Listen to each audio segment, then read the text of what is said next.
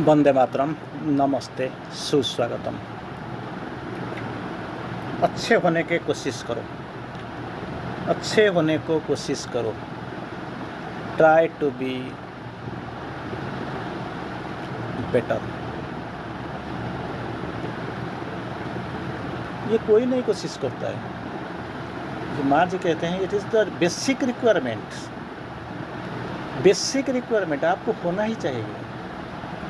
अगर आपका पास आधार नहीं है तो घर कैसे बनेगा? बेस आधार अगर नहीं होगा तो इंडेक्स कैसे खड़ा होगा? फाउंडेशन अगर नहीं है तो आप कैसे सोच लेते हैं कि इतना बड़ा मन कैसे बनेगा? 2 story, 3 story, 4 story without base, without foundation कैसे संभव होगा? तो ऐसे बोलते हैं तो अच्छे बनने के लिए कोशिश करो, अच्छे होने को कोशिश करो। एक दिन में नहीं आता है। ओरिजिनली अगर आप इसको आप सोच लेंगे, थोड़ा विश्लेषण करेंगे तो आप अच्छे ही थे, अच्छा ही है। लेकिन वक्त और जो राह में हम चल पड़े हैं, ये हमको थोड़ा डिरेल बना दिया, सब मतलब भटका दिया। हम भूल गए, हमको मालूम नहीं पड़ा हम कहाँ चल रहे हैं और कैसे जाते हैं। लेकिन यही सत्य हुआ। लेकिन ट्रूली स्पीकिंग, सच बोले तो हम अच्छे ही थे। जो अच्छे थे अभी अच्छे बनने के लिए कोशिश करो। माँ जी का 1-2 मैसेज में आपको आपका साथ जो दिव्यवाणी आपका सामने रखना चाहता हूँ, बोलना चाहता हूँ। I want to quote it. क्या है दिव्यवाणी में? माँ जी बोलते हैं, if you want to change the world, try to change yourself. अगर दुनिया को बदल देना चाहते हो तो खुद अपने को खुद पहले बदलाओ।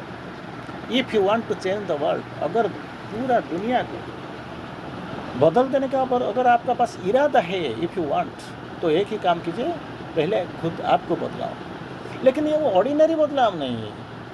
ये जो बदलाव का बारे में बोला गया है, वो जो न्यू कमर होते हैं ना, जो पहले कदम रखते हैं योग में, ये जो राह में, इसी के लिए बोला हुआ है, ट्राई टू चेंज योरसेल्फ। लेकिन इट इज़ नॉट सफिशिएंट, ये यथेष्ट नहीं है। यथेष्ट क्या है? Be the change you want to see. आपने कुछ पढ़ा है ना? हाँ, पढ़ा। कुछ आप विश्लेषण किया है, कुछ स्पीच दिया है, कुछ लिखा पढ़ा किया है, कोई रिसर्च किया है। हाँ, जो करने के लिए बोलते हो, अल्टीमेट गोल, अंतिम लक्ष्य जो है, जो इसका बारे में आप पढ़ते हो, विश्लेषण करते हो, दुनिया को बोलते जाते हो, पहले तुम वही बनो। नथिंग लेस में थोड़ा सा भी किंचित कम नहीं होना चाहिए। मैं जानता हूँ ये एक बार में सब कुछ होना संभव नहीं, बिल्कुल संभव नहीं है। लेकिन करते जाओ। कौन कहते हैं भगवान देते नहीं? लेने के लिए हमारे पास कुछ है। कौन कहता है भगवान सुनते नहीं? हम बुलाते हैं क्या?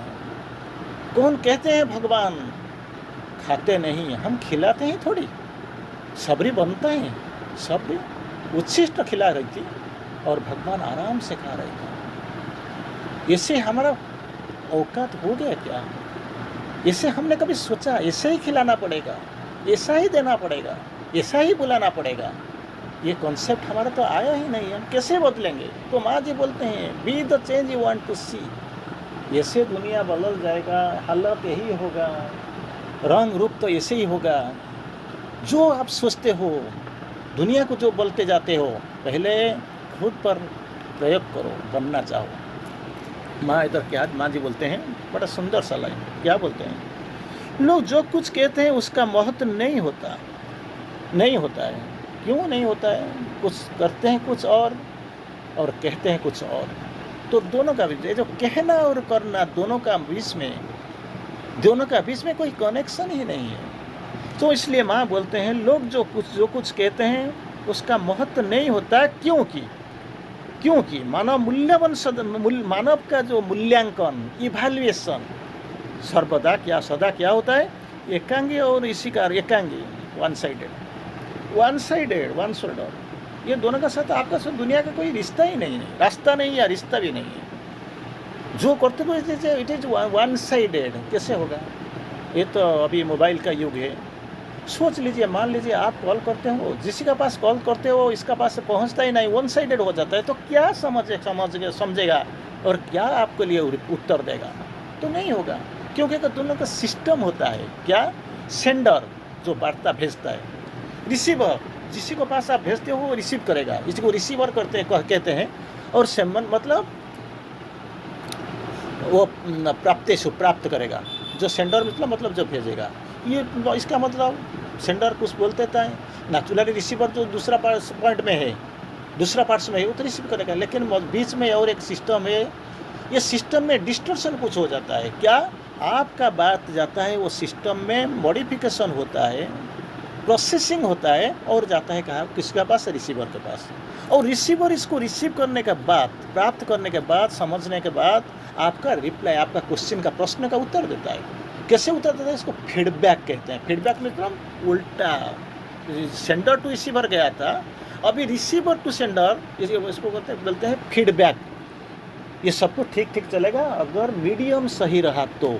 अगर कुछ गड़बड़ होगा तो नहीं होगा।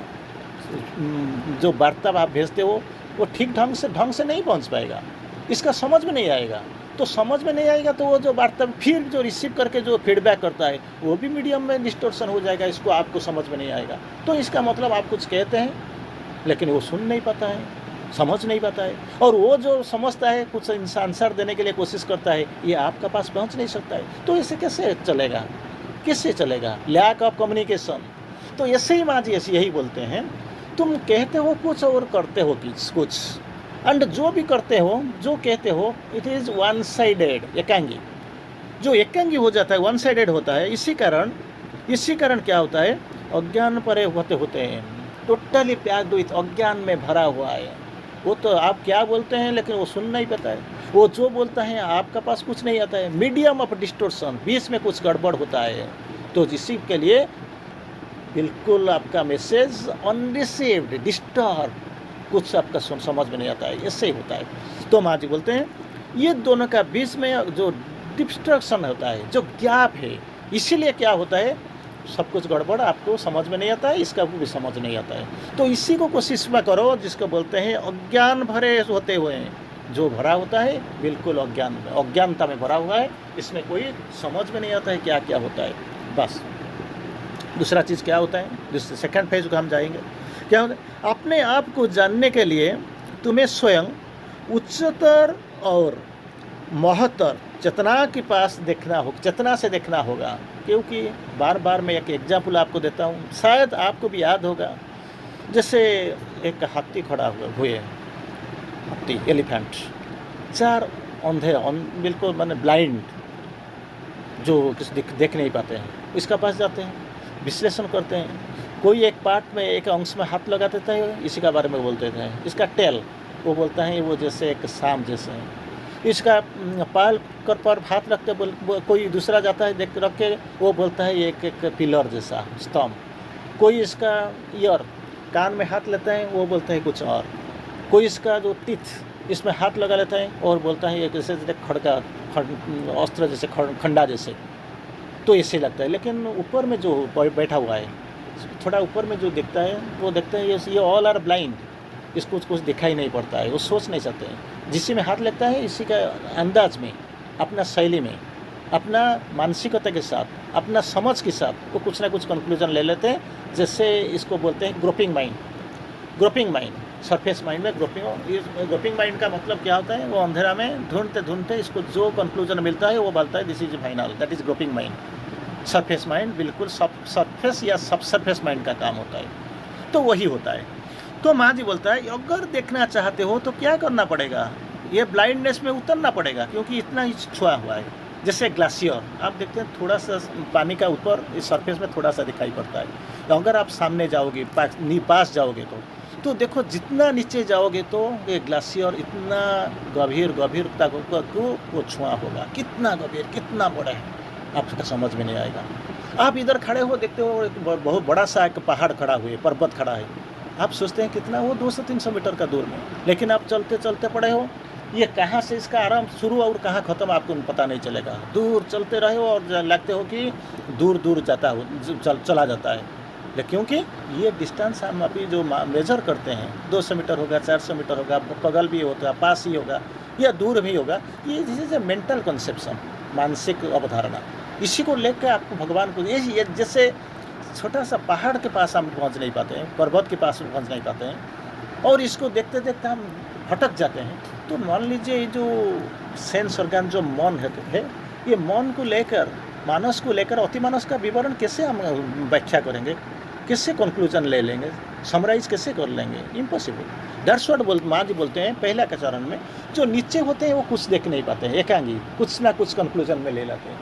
अगर आप इसी से ऊपर जाओगे तो ऊपर means in the upper evolution में ऊपर जाके एक उच्चतर एक चेतना में खड़ा होकर देखोगे तो कुछ कुछ समझ में आएगा। में भी सब कुछ नहीं है, कुछ कुछ समझ में आएगा। जी माँ जी बोलते हैं उच्चतर और गहनतर चेतना को चेतना में रहते ही देखना पड़ेगा, और तुम्हारी प्रतिक्रियाओं, रिएक्शन एवं भावों की सच्चे कारण को विवेक के साथ देखना पड़ेगा। विवेक दो ही चीज़ बोलते हैं। पहले क्या होगा, स्वयं योरसेल्फ एक उच्चतर और गहनतर स्थान में पहुंचना पड़ेगा। ऊपर देखो रहते हैं तो क्या करना पड़ेगा, नीचे को देखना पड़ेगा। देखने के बाद दो चीज़ का इस्तेमाल करना पड़ेगा, सच्चे कारण, what is the true reasoning, और ट्रू रीजनिंग और इसका भाव क्या है, आप इसका पीछे भाव क्या है, भाव और सच्चा कारण किसी का साथ मिला, ये दोनों को, भाव और सच्चा कारण को विवेक के साथ मिला के आपको क्या करना पड़ेगा, देखना पड़ेगा। अगर देखने पाते हो तो कुछ ना कुछ सत्य के समीप पहुंच सकते हो, not the final truth. Ordinarily अगर जाते हो तो कुछ नहीं दिखाई पड़ेगा, नीचे हो तो क्या दिखाई पड़ता है। अगर ऊपर चले जाओगे तो और थोड़ा कॉन्शियस हो जाओगे, सचेतन हो जाओ, भाव और सच्चे कारण के साथ विवेक को मिला के अगर देखते हो तो कुछ ना कुछ दिखाई पड़ेगा, but that is not also final. तो फिर माँ जी बोलते हैं छिछला अवलोकन सहायता नहीं कर सकते, और जब तक तुम चैत्य सत्ता के साथ संपर्क ना करते हो तो, क्योंकि पहले मैंने बोला नीचे से होकर, बैठे कर, खड़ा होकर देखते हो, दैट इज इनसफिशिएंट। सेकेंड, ऊपर चले जाओ, ऊपर चले जाके क्या करना पड़ेगा, सच्चे के कारण और विवेक और भावों के साथ, जिसका साथ विवेक को मिला के देखो, थोड़ा थोड़ा आएगा, लेकिन बहुत ज़्यादा आपने समझ नहीं पाओगे। तो समझने के लिए, बहुत ज़्यादा सत्य को जानने के लिए, समझने के लिए, परखने के लिए क्या करना पड़ेगा, चैत्य सत्ता के साथ संबंध स्थापन करना पड़ेगा। दैट इज व्हाट माँ जी, श्री अरविंद जी बोलते हैं, माइंड लुक्स एट अपीयरेंसेस, जो दिखाई पड़ता है मन उधर ही रुक जाता है, भटक जाता है, कंक्लूजन दे देता है, एनालिसिस कर देता है और गर्व करता है मुझे सब कुछ मालूम है। लेकिन soul looks at the truth, इसका पीछे, इसका सामने, इसका अंदर जो सर्वोत्तम सत्य छुप के रहा है, इसको जानने के लिए, समझने के लिए जिसी का सहायता लेना पड़ेगा वो है आपका चैत्य सत्ता, आपका आत्मा। वो सच को देख पाता है, आप विश्लेषण करते थे और बोल देता है। तो इसी के लिए बोलते हैं ऊपर अगर नीचे से कुछ देख नहीं पाओगे, ऊपर जाओगे, ऊपर जाकर भी अगर आपको इसका भाव और सच्चे कारण के साथ अगर विवेक को मिला सकते हो, थोड़ा थोड़ा दिखाई पड़ेगा, नॉट फुली। अगर पूरा देखना चाहते हो तो चैत्य सत्ता के साथ संयोग स्थापना करना पड़ेगा, चैत्य चेतना में रहना पड़ेगा और चैत्य का दृष्टि में आपको देखना पड़ेगा। अगर हो गया तो संपर्क अगर साधन लिया तो क्या होगा, ज़्यादा अच्छा हो सकता है, ज़्यादा अच्छा से हो सकता है, क्योंकि सत्य को देख पाएगा। सत्य को देखने के लिए, सर्वोत्तम सत्य को जानने के लिए ये जो इंद्रियगत मन के कोई ज़रूरत नहीं, समझ नहीं पाएगा, बियॉन्ड द रीचेबिलिटी, खुद ढूंढ नहीं पाएगा। तो अगर यही विश्लेषण चैत्य सत्ता के साथ संपर्क रखते हुए अगर आप कुछ देख पाते हो, कुछ विश्लेषण कर पाते हो, ज़्यादा अच्छा ही रहेगा, यही होगा। जो नहीं तो वो जो विश्लेषण होगा, इसको बोलते हैं, माँ जी बोलते हैं व्यर्थ विश्लेषण, फ्यूटाइल एनालिसिस।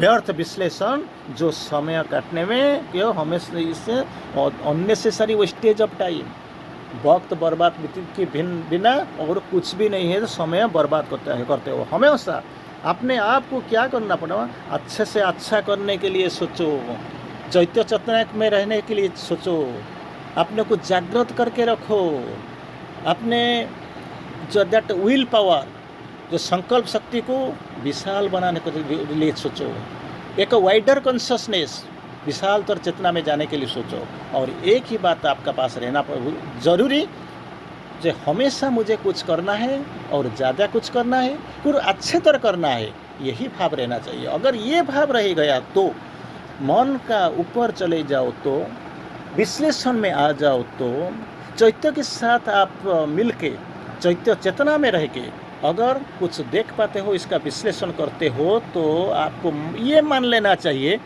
शायद सत्य के पास हम 2 कदम चले जाते हैं। इसीलिए आपको क्या करना पड़ेगा, कोशिश तो करो।